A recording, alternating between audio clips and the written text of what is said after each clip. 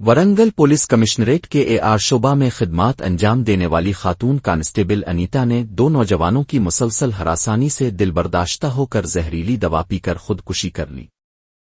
تفصیلات کے مطابق انیتا کے ایک دور کے رشتہ دار راجندر نے شادی کا جھانسا دے کر 4 سال تک اسے پریشان کیا اور ڈیوٹی کے دوران ویڈیو کال کرنے اور دوسروں سے بات نہ کرنے کے لیے دباؤ ڈالا۔ جب انیتا کے والدین نے راجندر کے برے رویے کی وجہ سے شادی سے انکار کر دیا تو اس نے حسد میں آ کر انیتا کے ایک دوست جبار لال کو فون کر کے اس کے بارے میں غلط معلومات دے، جس کے بعد جبار لال نے بھی انیتا کو پیسوں کے لیے بلیک میل کرنا اور ہراساں کرنا شروع کر دیا۔